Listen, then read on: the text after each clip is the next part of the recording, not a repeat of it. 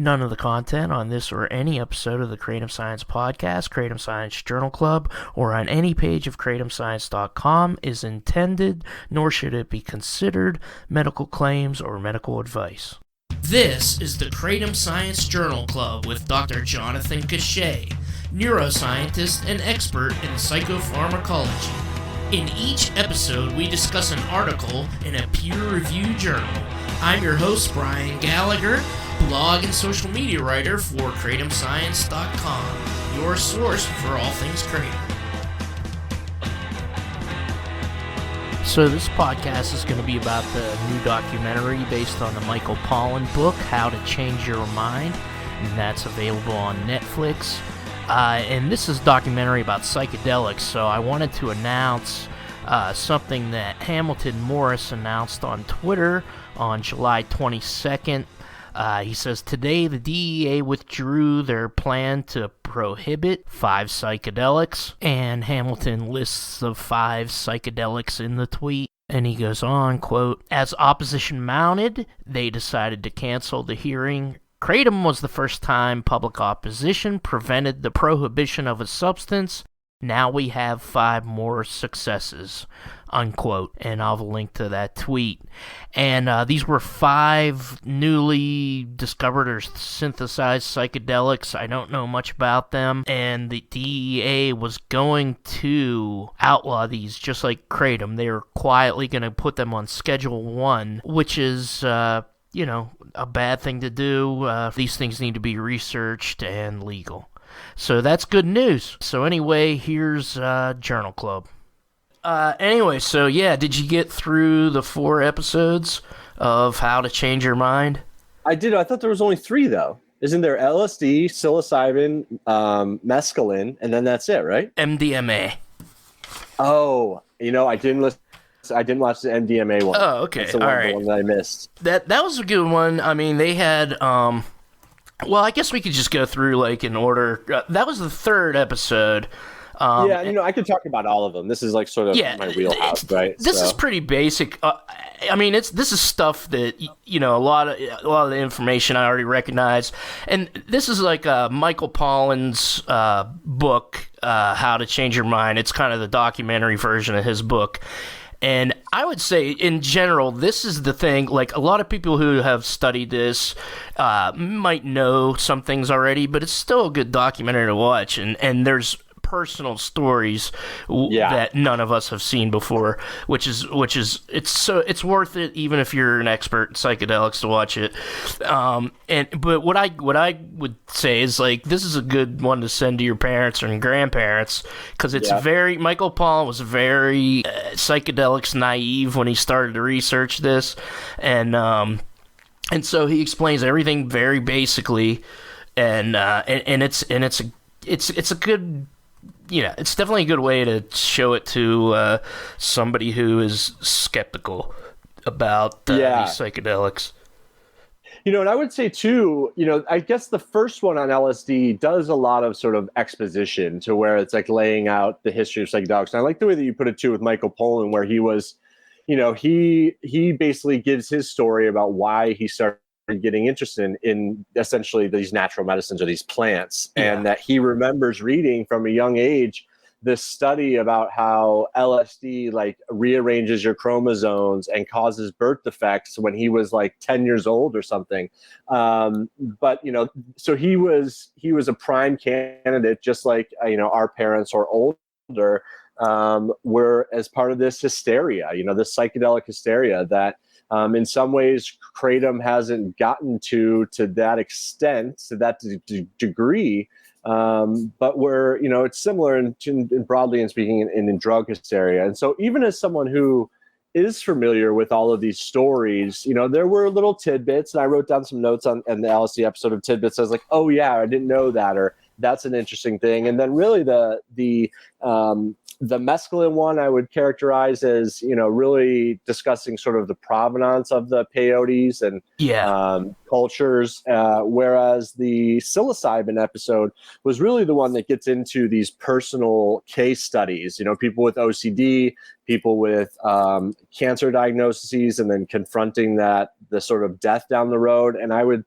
I would say for anyone who's really like trying to talk to their parents or elderly friends or elderly relatives about, trying to use psychedelics, this is a really great series for them to sort of understand the breadth of it. And it's not presented by young, hip researchers. Michael is in his, I think, mid to late 60s. And so there's a lot to relate there. The subjects, I would say, are middle-aged to older.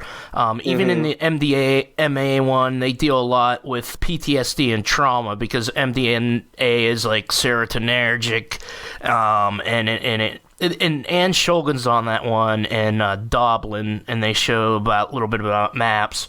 But there's like New Orleans woman who went through Katrina, and her mom was like a murder-suicide that she found when she was a kid, and her whole deal was she just had to numb it out because it was too much to deal with after she found her mom shot to death and her, I think, sister and some other family member. And her whole thing is, well, the MDMA and the psychedelics made me deal with it instead of just shutting it down. Now that she's dealt with it, it's just like it didn't make me feel joyful or make me experience pain, but it made me see. And that's even what they say in I think the mescaline one. They're talking about Huxley, and they're talking about how it's a dive into reality, and it's not an escape from reality. And another thing I was going to say is, in the beginning of the LSD one, it starts out with a Native American tobacco ceremony that Pollan is going through, and that's a good way to start it because everybody thinks of tobacco, cigarettes as causing lung cancer. They're just a bad habit, but tobacco even was used ceremonially as like a healing aid as well. I did not know that. I did not know that at all. Yeah, that was new to me as well. I thought it was just, peace pipe. It was just like, that's how it was used, like pretty much how we do it today. But I had no idea that there was healing ceremonies with tobacco. So yeah, did they use one of those? Did she use one of those like shoots? Because I know that he like inhaled a bunch up through his nose. I think so. Yeah. So I don't know. I've never heard of anybody doing that and then getting this sort of like instant rush of a psychedelic nature. Yeah. So that right off the bat was like, oh, okay, interesting. I did not know about that. I know some of the South American tribes inhale some kind of psychedelic through one of those things like that. It's kind of like a snorting thing. Like through the chute. Someone blows it up there. Yeah. They kind of get in a frenzy. It's like it's a psychedelic. I don't know exactly what it is. Yeah, that whole method of administration of someone like assisting you encephalate it. I don't know if I'm up for that. I feel like if you shoot anything up in your body like that, like you're going to sort of feel tingly for a little bit. The one quote I wrote down, a lot of people know LSD was used by the CIA, and they go through Albert Hoffman and how he discovered LSD, and he rode his bicycle and everything. But eventually LSD was studied by the CIA to see if they could mind control enemies. And he said it's a CIA mind control experiment gone terribly wrong. In terms of the 60s hippie movement and right, stuff that led like to the countercultural movement, of the 60s. Yeah, that's right. It's so kind of Ken Kesey on there and because he was one of the test subjects, the guy who wrote One Flew Over the Cuckoo's Nest and the Merry Pranksters, and he was actually a CIA test subject, and he ended up, being one of a big popular American writer and one of the movement leaders and. It is interesting, right? Because usually Timothy Leary is the one that is like sort of pinned as driving that. But alongside of Timothy Leary at Harvard was this MK Ultra at the CIA. And then it was, you're right, Ken Kesey through the MK Ultra that ultimately led to sort of the broader acid tests and the cultural, the cultural movements of the 60s, or what we think of the Summer of Love and all of that. On the LSD episode, I think that it's sort of like what we had hinted to here, but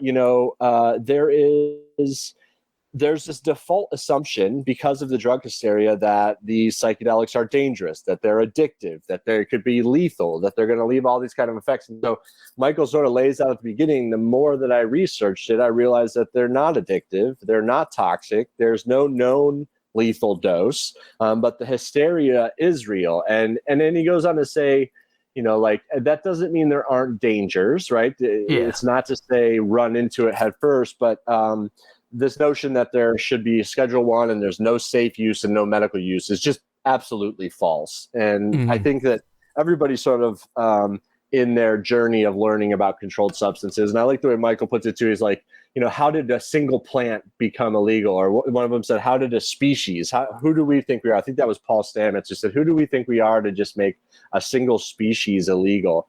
And so everybody's journey along that spectrum, you eventually land at a spot where you're like, this isn't lining up with what we know to be true. It's what I was fed, this drug hysteria knowledge. Yeah.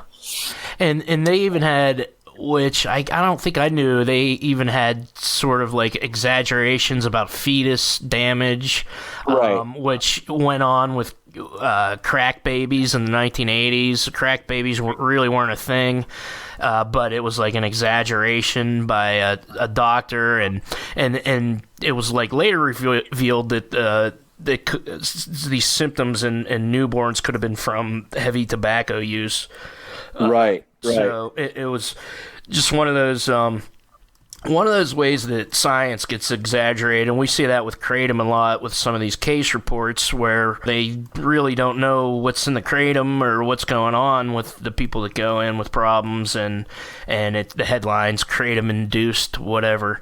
Right. So that happened with LSD, and it happened with crack. Same thing. Yeah. Well, having done research with LSD, and I think Michael put it well too, saying like he had to excavate this knowledge because it was very much buried.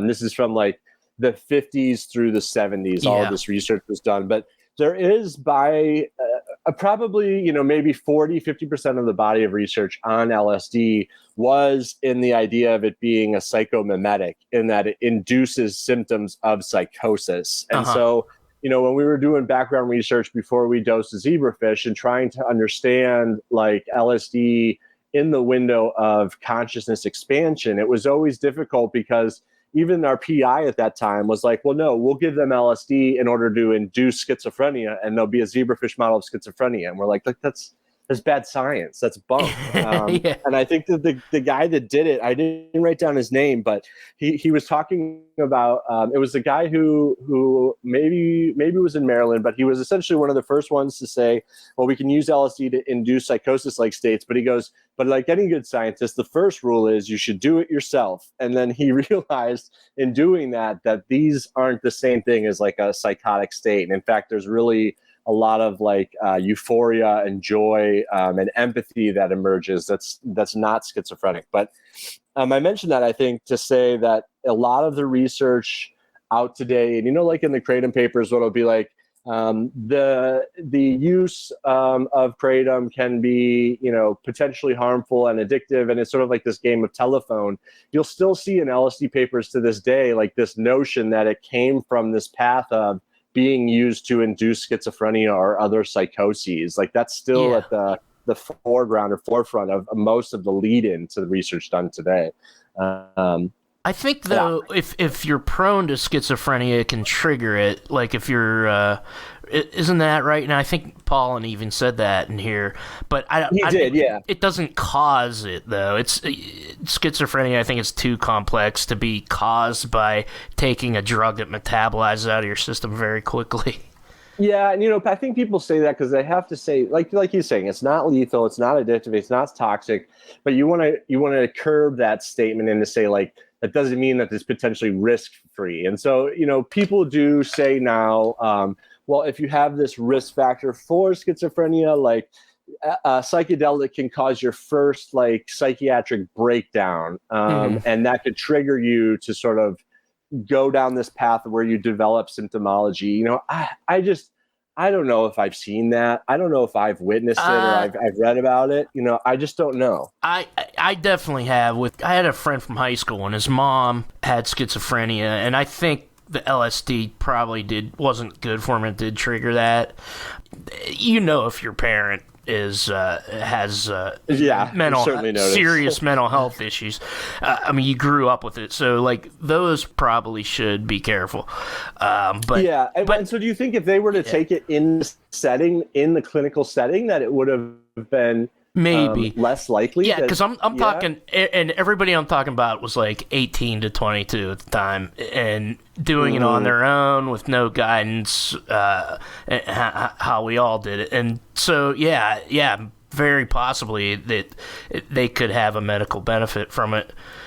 Or maybe, if they were in the clinical setting, they would have been able to get hit with like some sort of central nervous system depressant once they started like having a panic attack. But I don't know. It can induce a panic attack because it like opens up the boundaries of what reality is, and you realize that the reality that you live with the day to day is just like one narrow vision or version of what is actually all around you all the time. And so just having that knowledge, just being exposed to that, can lead people to like, they feel like they're on shaky ground because they don't know what's real, or not that what's real or what's not real, but that they just know that there's more beyond what they've previously perceived as what reality is. And that can I think that can send people waddling.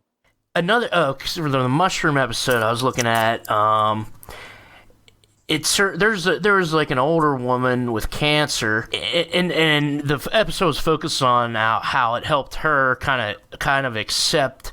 It didn't cure cancer, everybody. It helped her accept the inevitability of death, or how close. I mean, she's in her 70s. She has cancer. It helped her deal, I think, with the fact of her death. And the other thing I found pretty cool is she was like a devout Catholic, right? And it helped like strengthen her Catholicism. Like for me, the years I did a bunch of acid, I went from believing in God to being an atheist, and for me it was like nothing's there, it's all me.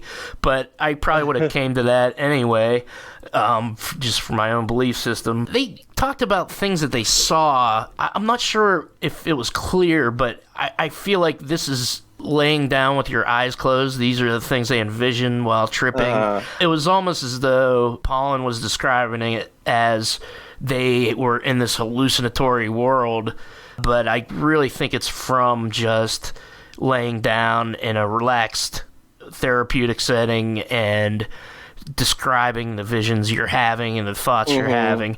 And with her, she saw the Virgin Mary. She had a miscarriage, and that she was always like felt guilty about, probably. Right. And like the Virgin Mary told her not to worry about her miscarriage. That she was taking care of the baby. Yeah. And so this is kind of how it is, like kind of a mind-blowing experience. So it's kind of how it changes people in a positive, meaningful way. Versus, that's what I think she says. It was basically that there is something else beyond the life that she has now, and that it's beautiful, and that there's this loving support and connectivity between all living things. Like currently, she was an avid gardener, and I'm happy you brought up the fact that she was a devout Catholic too, because I mean it weighs into it. But they all describe this mystical experience where you have this feeling that there is a tighter interconnectivity between all that is. And so if you're a devout religious person, that can be rather reaffirming in your beliefs. And it could be, it could put your mind at ease, because you're no longer feeling like there's either nothing or it's unknown. You have this feeling like that there's something there, and that what it is beautiful. And so that really helps them deal with the inevitability of a potential death. Yeah. And she was talking about how she pictured. That's what I liked about this whole series, is they really get in detail about how psychologically exactly it helped them move on or psychologically heal. She was talking about she saw all these dark waves, and they were the cancer that represent. It's almost like what little I read about Jungian psychology, and Jung. It's more like telling a story for yourself and using these metaphors to get over like very real life situations. And I think, these psychedelics are a catalyst for that. When she's saying these waves were the cancer, but I walked toward them anyway, and just really faced show me what I have all to the learn from fears you. and Yeah. dealt with it. Yeah, And yeah, that's really interesting. And they go into the history of Maria Sabina from Oaxaca in Mexico. She was like one of the last shaman. I did not know any of that. Yeah, I've read that history before, and that's really interesting because Wasson, he was maybe a psychologist or something, but his wife was Who's a banker. Oh yeah, so it was just his hobby. So he had a lot of leisure. Right. Yeah, and his wife was actually a mycologist as well, or that was just their hobby. So they actually went down, and he wrote an article on Sabina for Life magazine, and that's really when mushrooms became part of our culture or modern culture. It's Huatla de Jimenez down in Mexico. It's a little town, and then they started getting an influx of hippies and George Harrison and Bob Dylan right. and Mick Jagger all went down there, and they kind of shunned Maria Sabina because she actually gave the initial interview to this guy, couldn't possibly know that this would happen. Down there, too, the way that they referred to the mushrooms, I think it was like the flesh of Christ or the flesh of God or the body of God. And Michael Pollan goes, it sounds an awful lot like the sacrament or Eucharist to me. And it's like, gosh. And absolutely, crazy. it was like part Catholic and part tribal religion because she was like a shaman. She did these were healing ceremonies where she used mushrooms. Right. And then, but also she invoked the image of the Virgin Mary once again, and I've read pretty extensively about her. I mean, I used to see stuff on Arrowwood, probably was where I first discovered about her, and she even said, when the people in the funny clothes started coming, the mushrooms lost their power because people were just tripping, and it wasn't like a healing ceremony that she was used to using them for. Yeah. This whole thing between like plants and pills. Once they developed a psilocybin pill and they came down and they gave some to her, she said they have the same spirit of the mushroom thing. That's a thing that Hamilton has explored. He prefers things be like extracted and put into a dose where you know what you're getting versus even in the mescaline episode, they're breaking up pieces of cactus. And I think Michael Pollan even brought up the fact that, well, if these psychedelic experiences are healing people with OCD, trauma, and they pretty much like heal people sometimes after one experience or maybe one a year or something like that, then how is pharma going to make money off of it? Selling people one pill of plants that you can grow. Well, how about the early days of the LSD where they were giving people milligrams of LSD instead of micrograms? Oh, my God. Wild. Yeah, I wrote that down. Albert Hoffman's first dose, when he intentionally took it, was 25 milligrams.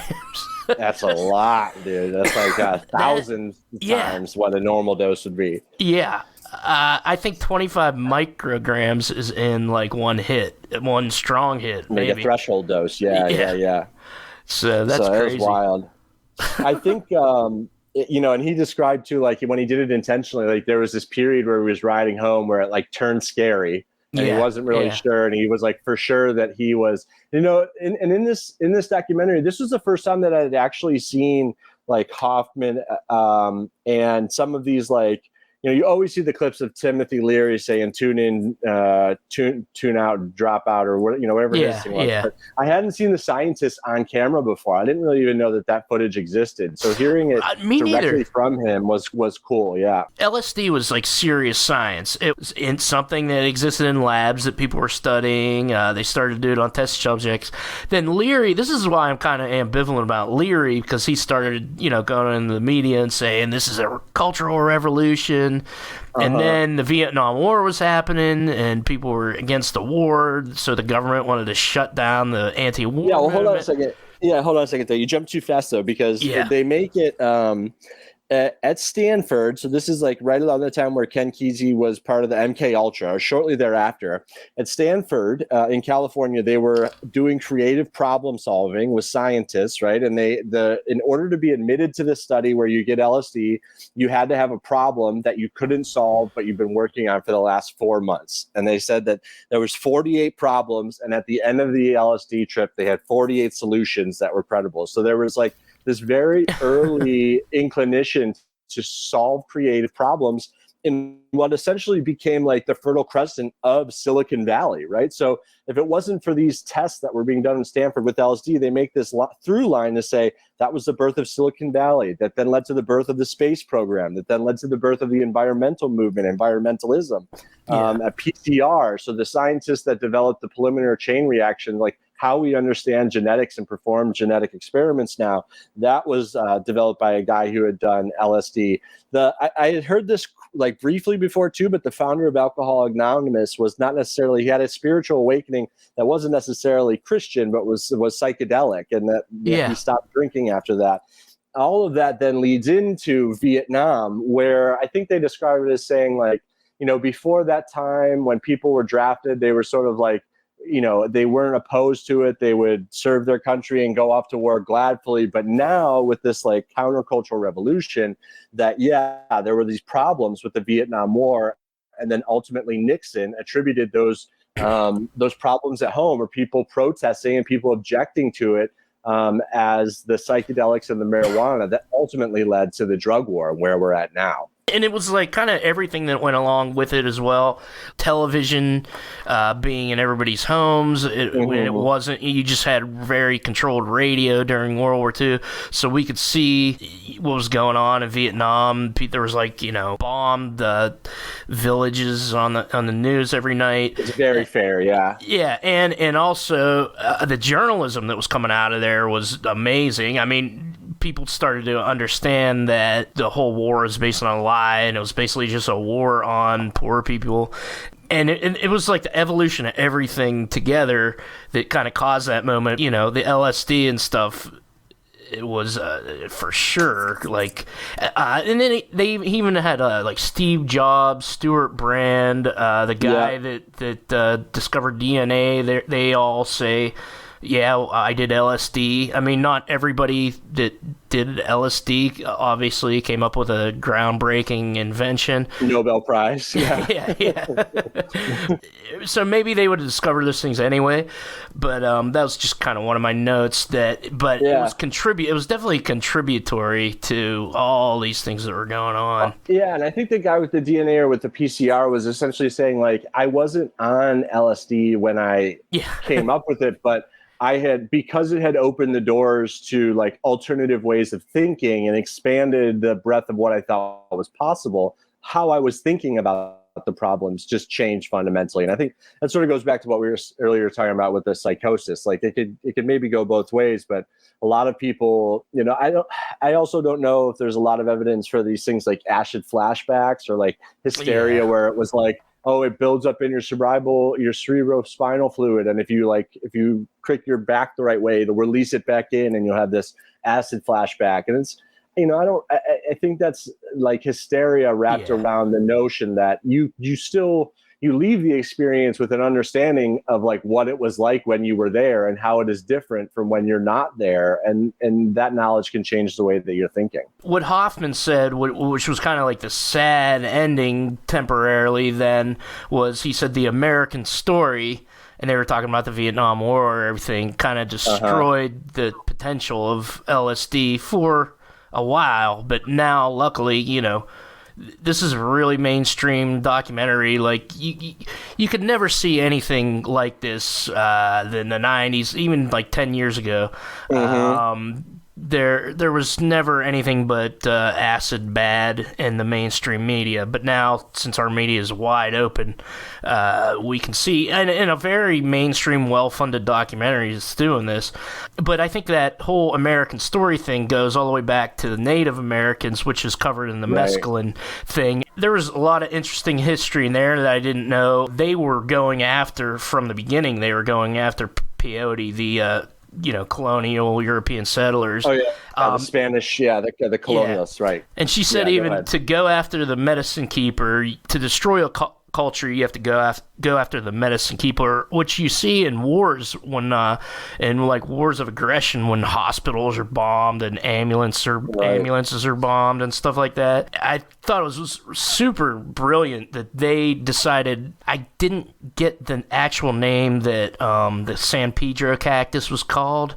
I forget. Before that? Yeah, I think it was like Waikiki or something like that. Yeah. I really should look it up. The Native Americans changed the cactus's name to San Pedro because it's St. Peter, and he's the gatekeeper to heaven. So, and it's the same thing with marijuana, Mary's plant. Like, they had to change it, and really? Marijuana was a change name to make it sound like Mary's plant to comport with like the Christian colonists that had come in. And it's a story that you just hear repeated like over and over and over again, that like these Christian colonialists came in, they were threatened or concerned about I think they said, and they put it well, where it's like, if everybody can access God on your own, what do you need priests for? Basically is what they're saying. And so it affects that order. And so, they had they showed a real quick overview of all these questions that the Spanish colonialists were supposed to ask of all the natives when they interacted with them. And one of them was, do you eat the devil peyote or something like that? Yeah. It's wild.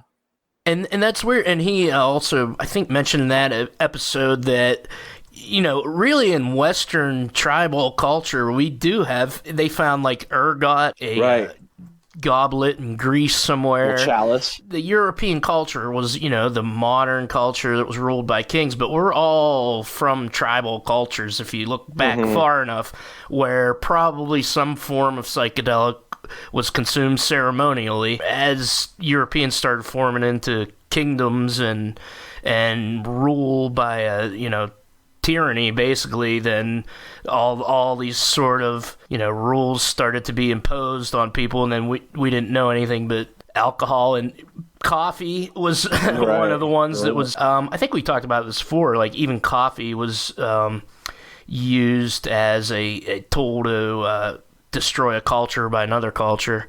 I thought it was interesting he was mentioning that chalice, and that there was this like a yearly rite of passage that the philosophers did, Socrates, Plato, like back then, that this chalice could have had the ergot fungus in it, or they found the ergot fungus residue in this chalice, and that it could have been.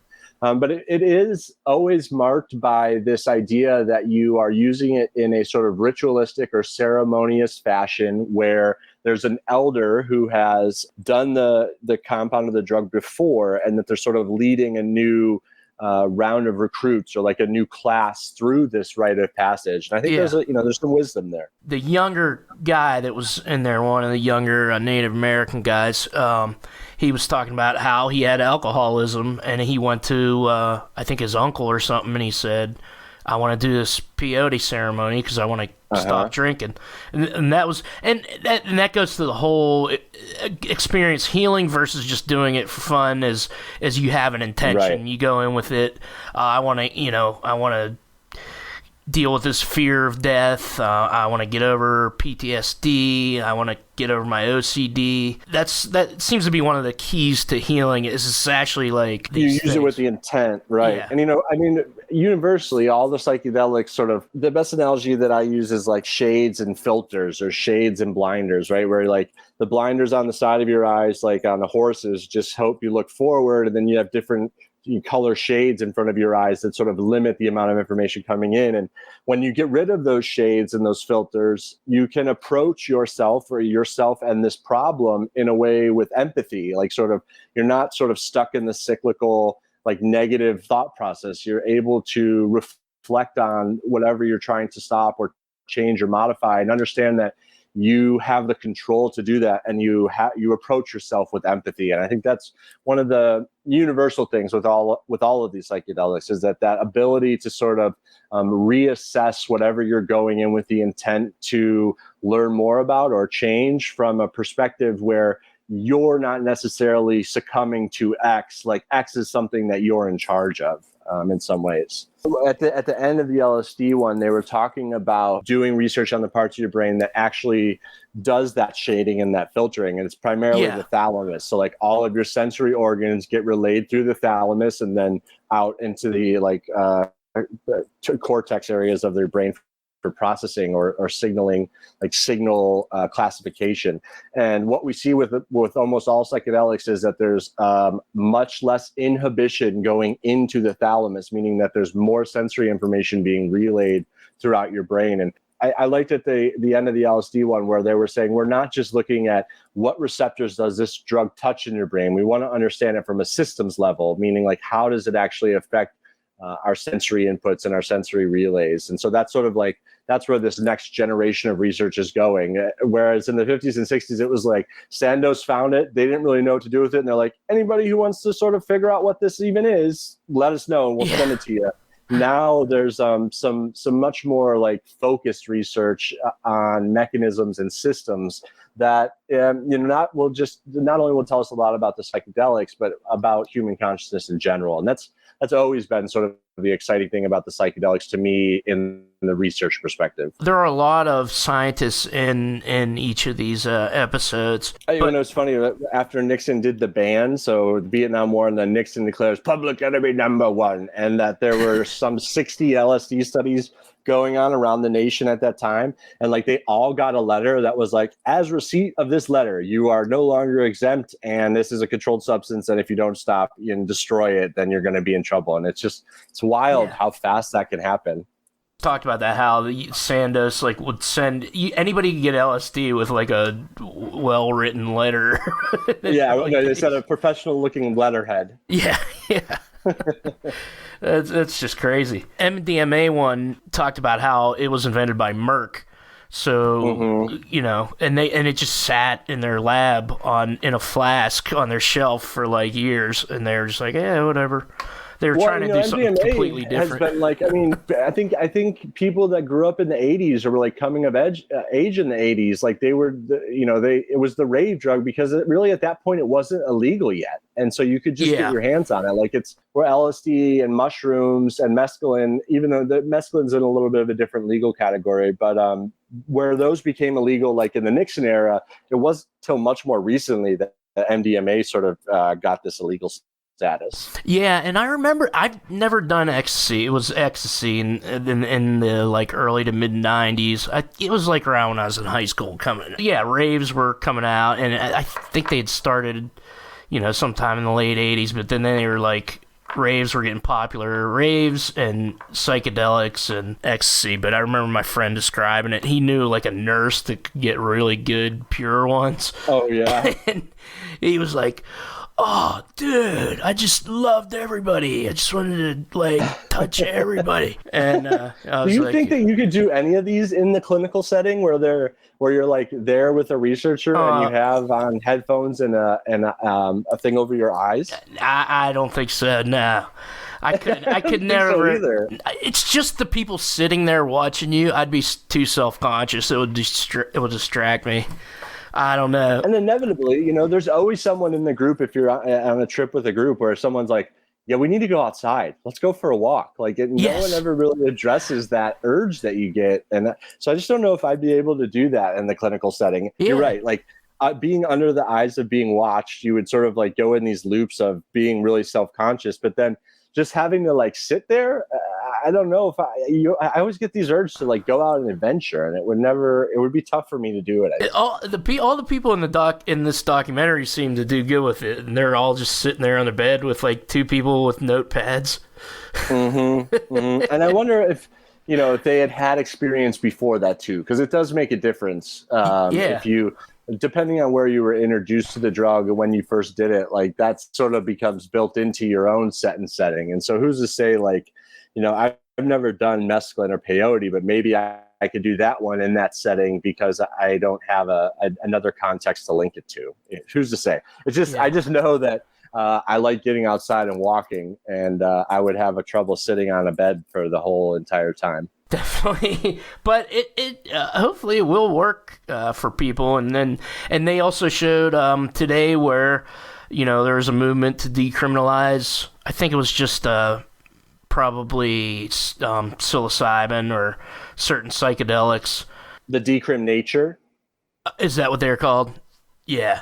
Yeah. So, but that was at the end of the mushroom episode. Yeah. But yeah, these moves to decriminalize like natural plants that have these compounds in them. There was another issue we should touch on is a lot of the Native Americans were saying, well, mescaline or peyote's left out of a lot of these decriminalized psychedelics things, and there was a whole argument about who should have the peyote cactus. They were talking about, big farms going in, and they were like, peyote used to grow down there. Now this big farm's like killing a massive amount of it. Yeah, I didn't know that. They said, so the natural habitat of these peyote cacti is like along the U.S. and Mexican banks of the Rio Grande, the river, and that like a lot of this industrialization or even just poaching. And, before that, or maybe it was while I was watching the episode, I was browsing the subreddit and someone had a picture that they had gotten, and it was like, mailed to them. And all of the top comments were, I hope this wasn't poached. I hope this wasn't poached. I hope this wasn't poached. Much like with Maria, like when all of this attention gets to something, it can really sort of like too much attention can deplete a resource until it's gone and sort of move it from one arena to another without much control over what the outcome is. And so, I think that they were including peyote in these natural decrim laws, but then they wanted to take it out because they didn't want people to go down and start poaching these plants. And I think they said the cacti take 15 years to grow. Something like 15 years to reach maturity. And there are other cacti that you can use that have the same amount of mescaline in them. That would make sense because peyote's legal for people for religious purposes, I think. Peyote is, you can buy peyote cacti at Home Depot, and sometimes they're there. It doesn't become illegal. It doesn't become illegal until you basically process it and ingest it. But it was interesting too how much the Native Americans had to fight even to keep that. Like they got a religious exemption to say that you can't come in and take this sacrament away from us. This has been part of our culture for a long time. And I thought it was interesting that Michael Pollan at the end decided that I'm not going to try this substance. I'm going to leave it for them. That was his personal choice. And I thought that was pretty cool. Yeah, he asked the one guy, and the guy's like, "Why should you have it? Like, you guys took everything else from us, and why should you?" Exactly. So that would make sense that they would be against legalizing it for everybody else, and it's something that I think Kratom people think about a lot. If they're going to develop into a drug, is it going to be outlawed to grow? Is it going to be outlawed for me to buy from a vendor that has given me clean stuff for years? So it's another plant. Who do we think we are to make certain plant species illegal? I think is a good through line. But overall, I think that you're right in to say that this is a very mainstream, approachable, educational documentary that for people who haven't been exposed before, before then it would have never been in the news, and that all the news would have been negative and hysterical. You could find these opinions in books The Doors of Perception and Aldous Huxley. And so those books have been there, but now we're in the age of the internet and Netflix. And so now hopefully it's going to open up another generation to understand or at least get started on their own personal research down this path. So I was really stoked. I was counting down the days till it was out. And I had actually bought that book for several people who I thought could benefit from it, who were just sort of being sticks in the mud. And I said, read this book. Now that the documentary is out, I said, let's just watch the documentary and then let's talk about it in a reasonable fashion. Thank you once again, Dr. John Cachet, on social media at jcachet. Check out that doc. It's called How to Change Your Mind on Netflix. The music is Captain Big Wheel. The song is called Moonrunner. Please like, subscribe, share, rate, review. Check us out on Twitter at Kratom Science. Check us out on Facebook. And the Kratom Science Journal Club is produced by me, Brian Gallagher, for KratomScience.com. Take care. The CIA brought LSD to the USA